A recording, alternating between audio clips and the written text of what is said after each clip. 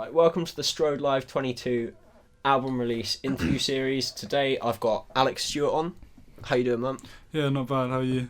Yeah, I'm good, thanks. So you've recently released a single, right? Yeah, it's called Cloud9 Dreamer and it's on SoundCloud if you want to go and check it out.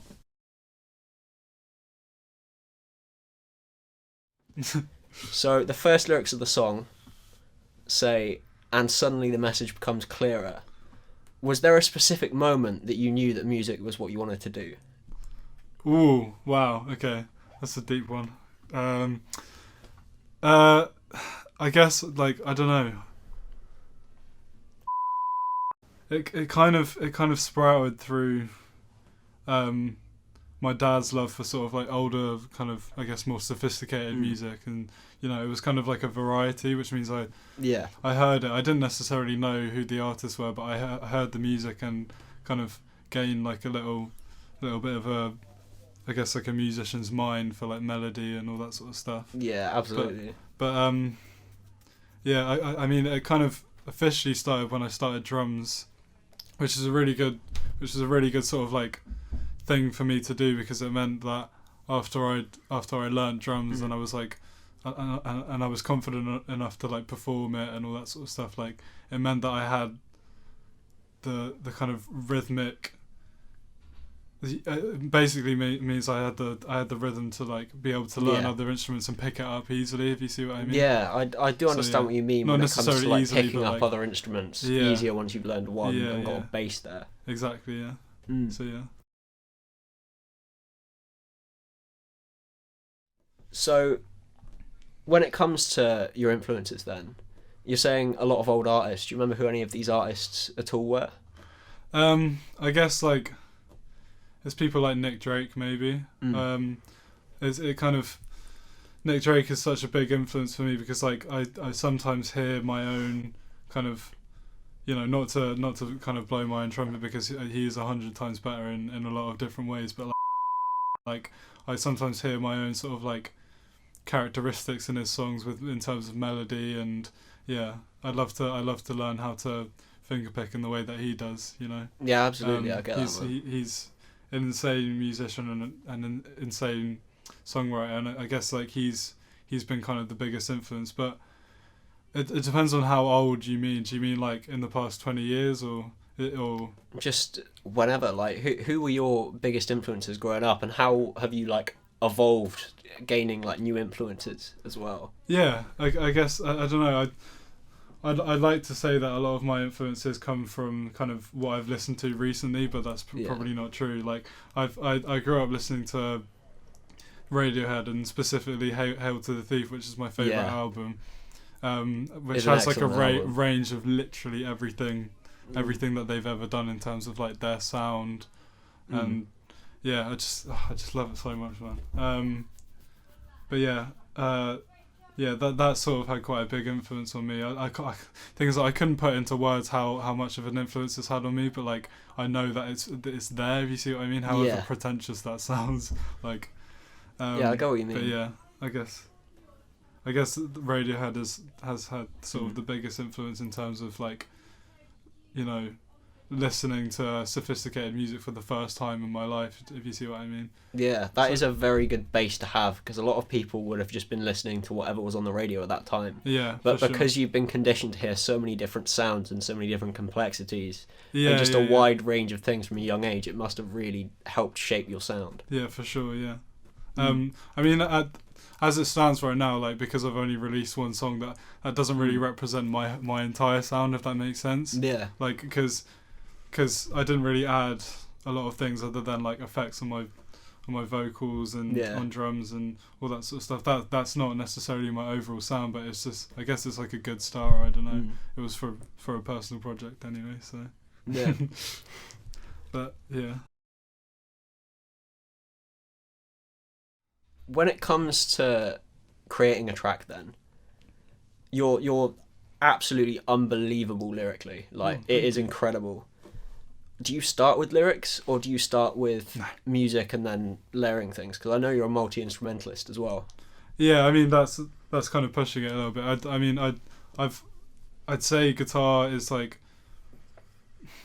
drums is sort of like my lead instrument in a way. Like Yeah. I can play solos with drums, but with guitar it's just mostly chords, and that's how I sort of, I guess, build like the structure of a song. Like I will start with the chord progression, and then with the chord progression comes the melody, and then with the melody comes the lyrics, and then with the lyrics becomes just the whole song, I guess. I don't know, but in terms of lyrics, I don't really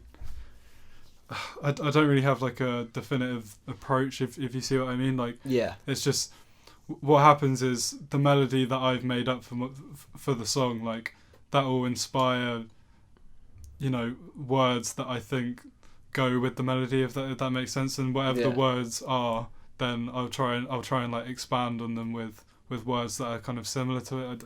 It's a bit of a I don't know. It's a bit of a weird process, but it works though, man. If you like my lyrics, then that's a good start, I guess. Yeah. So you were talking about liking to think that a lot of the people you're listening to now will be shaping your sound. Yeah. Where do you see the people you're listening to now taking your sound in the future? Like, where do you want to go with your music and future releases?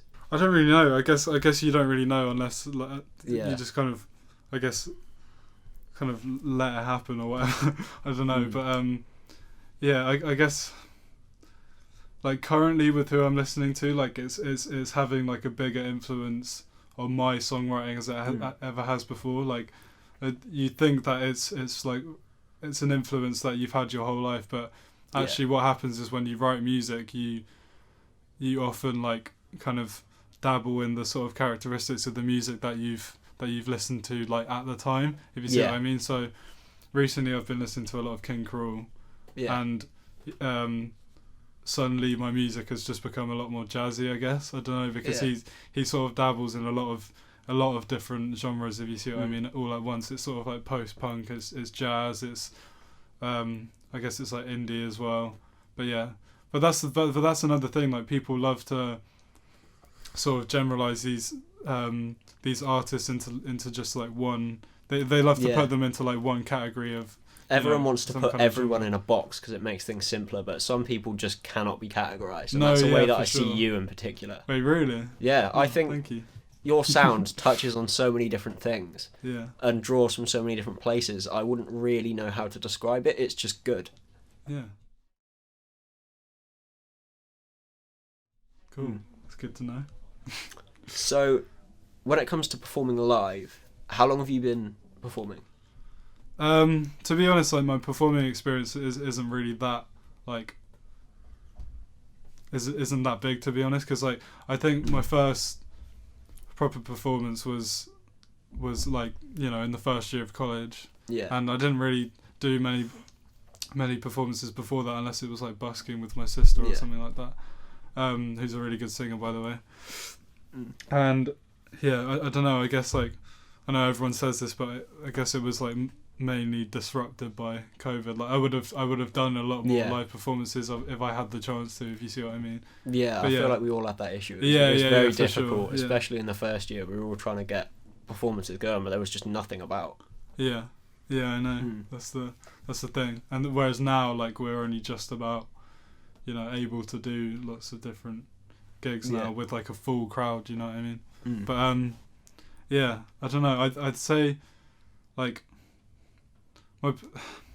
When I performed at Unplug, it was just me and a guitar, which means I was in control of everything, which kind of helped in a way. But I would love to perform my own songs with a band, you know, which I've only ever done like once before, and didn't really have much of a crowd. Like everyone was just sort of, it was a mini festival, and no one really cared, to be honest, which is a bit sad. But it'd be nice to do that moving forward. Yeah. When it comes to performing your own stuff live, do you get a different feeling doing that than you would performing covers and things like that? Do you get any more nervous exposing your own material to the world? Oh yeah, for sure. Yeah, no, at Unplugged, I was just like, I was really, really nervous. Even though like I knew that if I messed up a little bit, no one would really notice. Then, you know, I guess it's kind of different, because if you're performing your own stuff for the first time, then people in the audience aren't going to know when you've messed up. Whereas if it's a cover, like, and they'll hear a wrong lyric or something like that, then they'll know, because they've heard that song 1,000 times before. Depends on what cover you do, but anyway, yeah, I just think like there's always been such a big difference between performing covers and performing your own stuff, because with performing your own stuff you're in complete control, but there's still like an element of, are people really gonna like it? You know, it's that kind of thing. I guess I didn't really know what made me nervous on the night, but like I guess it was like me just, you know, on my own for the first time ever, you know, singing a song. That's the thing. Yeah, it must have been quite scary. Yeah, a little bit. Just a bit. So, have you got any upcoming releases that you want to discuss at all? To be honest, I don't. Like, at this point, I'm just kind of like, I'm not necessarily planning ahead, but I'm just like brainstorming a lot of ideas. Yeah. You see what I mean? So like, I think in the first term of uni, I wanna release an album like at the end of the first term, which I know it's a bit of a stretch, to be honest, but like what I need to do before that is just like maybe do like one EP and then release a couple of singles to gain a bit of like traction, I guess. But yeah, in terms of upcoming releases, I don't know. I haven't really thought about it yet, and I kind of should. So, a final question. Yeah.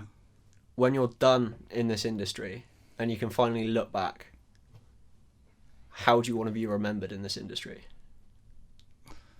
I guess I want to be remembered as a good songwriter. I don't really know how to like find the words to answer that, because like you don't. I feel like you kind of gain different like characteristics, and your personality changes throughout, which means like you're always going to be want to be remembered for something different each time, if you see what I mean. So like I guess like for me, like because I'm always changing, like that's the thing. Like my writing style is always changing. I'm always like adding new stuff. Do you know what I mean? Yeah. Even though I don't release as much as people like Alfie do, or you know, but yeah, I guess like that would be my answer to that question. Like it's just the fact that it's hard to know what you want to be remembered as, like if you're always changing, you know. Yeah, absolutely. I completely get that, man. Yeah. Anyway, thanks for coming on. I really appreciate it. No worries. Yeah, thank you. I've enjoyed it. It's been a good time. I'll see you in the next one.